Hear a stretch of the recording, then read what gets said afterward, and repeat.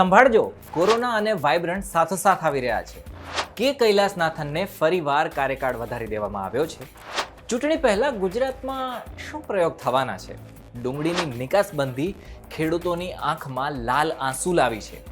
Gift સિટીની દારૂની gift મામલે મીમ બજારની ભરમાર અત્યારે થઈ રહી છે અને બધા જ વિષયો ઉપર આજે વાત કરવી છે આજના સોમવારના સ્પેશિયલ પ્રોગ્રામ દિવસ રાત ગુજરાતમાં. નમસ્કાર, વાઇબ્સ ઓફ ઇન્ડિયા સાથે હું સમીર. આવી જ રસપ્રદ સ્ટોરીઝ માટે વાઇબ્સ ઓફ ઇન્ડિયાની યુટ્યુબ ચેનલને સબસ્ક્રાઇબ કરી નોટિફિકેશન માટે બેલ આઇકન દબાવવાનું ભૂલશો નહીં. ગુજરાતમાં 10 થી 12 જાન્યુઆરી સુધી વાઇબ્રન્ટ સમિટ યોજાવાની છે. હવે અત્યારની આપણે વાત કરીએ તો જેમ જેમ વાઇબ્રન્ટનો સમય છે એટલે તારીખ છે નજીક આવી રહી છે એમ કોરોનાના કેસમાં ગુજરાત અને દેશ બંનેમાં વધારો જોવા મળી રહ્યો છે. કેરળે ફરીવાર દેશને એક કોરોનાનો નવો વેરિયન્ટ છે GN1 એ આપી દીધો છે અને તેના જ કારણે કોરોનાના કેસમાં અત્યારે વધારો છે એ જોવા મળી રહ્યો છે. આપણે જાણીએ છીએ કે કોરોનાના સમયમાં આપણે જે સામાજિક અંતર અથવા તો સોશિયલ ડિસ્ટન્સ છે એનું પાલન કરતા હતા, પરંતુ અત્યારે ઘણી બધી તકલીફ પડી શકે છે. હવે ઘણા બધા કાર્યક્રમો પણ આવી રહ્યા છે. સરકારે કોરોનાના નિયમોમાં પાલન છે એનું કરવાની જાહેરાત તો કરી દીધી છે, પણ વાઇબ્રન્ટ સમિટ, બિઝનેસ સમિટ, અમદાવાદનો જે ફ્લાવર શો છે એ, અને આજના દિવસની વાત કરીએ તો ક્રિસમસ, અને પછી આવતા મહિનાની વાત કરીએ તો જાન્યુઆરીની અંદર ઉત્તરાયણ, આ બધું જ આવી રહ્યું છે. તો પછી સામાજિક અંતર જળવાશે કે કેમ? મોટો સવાલ છે. હમણાં જ આપણે જોયું કે રાજસ્થાન, મધ્યપ્રદેશ, છત્તીસગઢ, તેલંગાણા અને મિઝોરમમાં વિધાનસભાની ચૂંટણી છે એ કરવામાં આવી હતી અને એમાં ભારતીય જનતા પાર્ટીએ બહુમતી મેળવી છે અને ઘણા બધા રાજ્યો જીત્યા છે. આ ચૂંટણીમાં ભારતીય જનતા પાર્ટીએ શું કર્યું હતું કે 21 ટિકિટ આપી હતી સાંસદોને વિધાનસભા લડવા માટે. હવે 21માંથી 12 તો ચૂંટણી જીતી ગયા છે સાંસદો. હવે હારેલા સાંસદોની વાત કરીએ તો એ લગભગ 9 જેટલા છે તેલંગાણામાંથી લડ્યા હતા અને એમાં કંઈ ખાસ કાઢી ન શક્યા એ લોકો. હવે લોકસભાની ચૂંટણી નજીક છે તો રાજકીય પક્ષો રિવર્સ ચૂંટણી લડાવી શકે ને એવી રીતના અત્યારે ચર્ચા છે તે જ બની ગઈ છે. ન સમજાણું? કંઈ વાંધો નહીં. એટલે કે રાજકીય પક્ષો છે હવે નવી પેઢીને આગળ આવવા માટે ધારાસભ્યને સાંસદની ચૂંટણી લડાવી શકે છે એવી રીતના વાત સામે આવી રહી છે. આમાં જો ભારતીય જનતા પાર્ટીની વાત કરીએ તો 26માંથી 20 જેટલા ચહેરા બદલવાના છે એવી ચર્ચાઓ ચાલી રહી છે. તો હવે ગુજરાતના કયા ધારાસભ્યને મોકો મળવાનો છે એ હવે જોવાનું રહેશે. જોકે જે વિધાનસભા સીટ ખાલી થશે એમાં કોઈ પણ ભારતીય જનતા પાર્ટીને ઊભો, એટલે એમનો જે સભ્ય છે ઊભો રાખી દેવામાં આવશે તો કંઈ નવાઈ નથી, કારણ કે નરેન્દ્ર મોદીના ચહેરા ઉપર તો એ જીતી જ જવાના છે. એટલે આવું કરવામાં ભારતીય જનતા પાર્ટીને ગુજરાતમાં કંઈ નુકસાન નથી લાગતું. ગયા અઠવાડિયે પટેલ યુનિવર્સિટી, સરદાર પટેલ યુનિવર્સિટી છે એમાં દીક્ષાંત સમારોહનો કાર્યક્રમ થયો હતો. હવે આ કાર્યક્રમમાં રાજ્યપાલને આવવાનું હતું.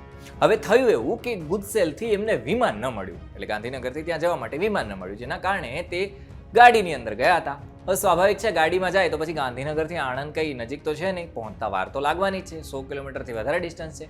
તો ઉપરથી એ કાર્યક્રમમાં જો વાત કરીએ તો અમિત શાહ છે હાજર હતા, તો રાજ્યપાલ મોડા આવવાના કારણે કાર્યક્રમમાં પોણો કલાક જેટલું મોડું છે થયું હતું અને અમિત શાહને એટલી બધી રાહ જોવી પડી હતી રાજ્યપાલના કારણે. આ કાર્યક્રમ પછી કેન્દ્રીય ગૃહમંત્રી અમિત શાહને મુખ્યમંત્રીવાળા કાર્યક્રમમાં પણ જવાનું હતું, જેમાં પણ એમને લેટ થઈ ગયું હતું. કેમ? કારણ કે એમને આ કાર્યક્રમમાં મોડું થઈ ગયું હતું. ટૂંકમાં હવે કેમ પ્લેન આપવામાં ન આવ્યું તેના કારણે જે સરકારી અધિકારી છે એનો ઉધડો લેવાય એવી રીતના અથવા તો અકાલપટ્ટી થાય એવી રીતના વાતો ચાલી હતી. જો કે જે ગુજસેલ છે એના નવા IAS અધિકારી છે જોડાયા છે, એમને ચાર્જ લીધો છે, તો પછી બધું ઠંડગાર થઈ ગયું હતું, કંઈ લેવાયા નથી પગલાઓ. કેન્દ્ર સરકારે ડુંગળીની નિકાસ ઉપર પ્રતિબંધ લગાવ્યો છે અને એના કારણે જ ખેડૂતો છે વિદેશમાં હવે ઊંચા ભાવે ડુંગળી નથી વેચી શકવાના, જેના કારણે ખેડૂતોને ઘણી બધી ખોટ થઈ છે. સારા ભાવ ડુંગળીના નથી મળ્યા અને એના જ માટે ખેડૂતોએ વિરોધ નોંધાવ્યો હતો. રાજકોટ, ભાવનગર અને ઉત્તર ગુજરાતની અંદર ઘણી બધી જગ્યાએ વિરોધ નોંધાવ્યો હતો. રોડ પર પણ ડુંગળી નાખી દીધી હતી. હવે ખેડૂતોના વિરોધની સામે સરકાર પણ ચૂપ છે અને કૃષિ મંત્રી પણ ચૂપ છે. એવામાં સરકારના એક મંત્રીને પૂછવામાં આવ્યું કે ડુંગળીની નિકાસની જે પ્રતિબંધી છે એમાં ખેડૂતો લાલ આંસુએ લડી રહ્યા છે, તમે શું કરશો?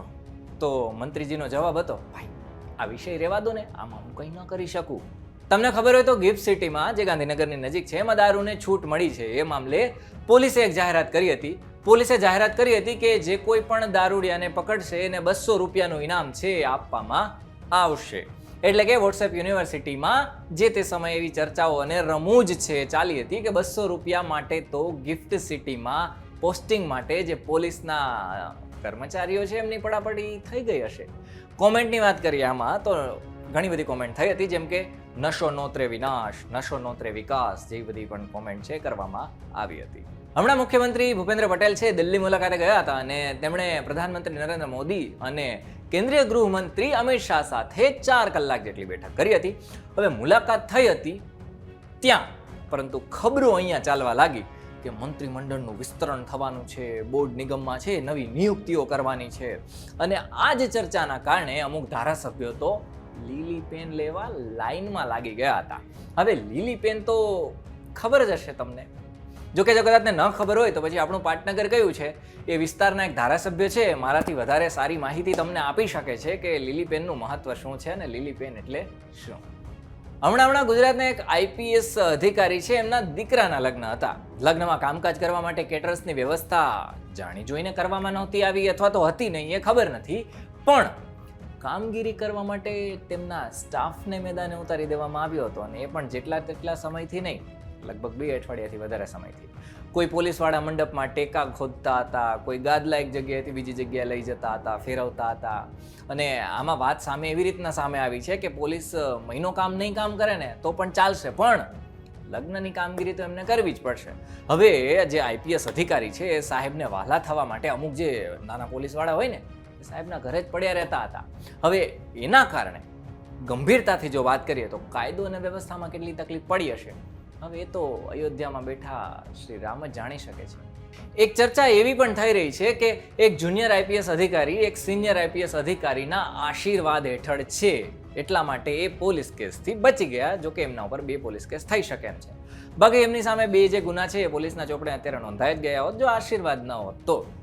આખી વાત કહું, વાત જાણે એમ છે કે ગાંધીનગર રેન્જના તત્કાલીન આઈજીપી એ એસપી કક્ષાના અધિકારી સામે જે તે સમયે ડીજીપીને કાર્યવાહી કરવા માટે રિપોર્ટ કર્યો હતો. જો આવું થઈ જાય તો જુનિયર આઈપીએસ છે એમની સામે 2 જેટલા ગુના છે એ દાખલ થઈ શકે એમ છે. પણ આપણે અગાઉ જ વાત કરીને કે આશીર્વાદ છે એટલે કંઈ થતું નથી અને વર્ષોથી ફાઇલ એમને એમ પડી છે. પણ ગજબ કહેવાય નહીં કે 2 ગુના નોંધાઈ ગયા, એવા કાંડ કર્યા છે, પણ કોઈનામાં તાકાત નથી કે જુનિયર આઈપીએસ અધિકારીનો વાળ પણ વાંકો કરી શકે. મહિનાઓ પહેલા એક વરિષ્ઠ નેતા કોઈ મહિલાની સાથે આઈસ્ક્રીમ ખાતા પકડાઈ ગયા હતા. હવે જોવા જેવી વાત તો એ છે કે તેમના પર જે પરસ્ત્રી હતા એમની સાથે જે પકડી પાડ્યા હતા એ એમના ધર્મપત્ની જ હતા, એટલે નેતાજીના ધર્મપત્ની જ હતા. આવી સ્થિતિમાં નેતાજીને કંઈ સૂઝ્યું નહીં, એટલે પછી આગલા દિવસે પત્રકાર પરિષદ કરી હતી અને જણાવી દીધું હતું કે ભાઈ તો આઈસ્ક્રીમ ખાવા માટે ગયો હતો, હું કાંઈ બીજું કરવા થોડો ગયો હતો. હવે ગુજરાતમાં આઈસ્ક્રીમની અંદર દમ નથી એવી ચર્ચાઓ ચાલી રહી છે, કારણ કે નેતાને આઈસ્ક્રીમ ખાવા માટે તેમના પક્ષના હાઈકમાન્ડે જમ્મુ કાશ્મીર મોકલ્યા છે.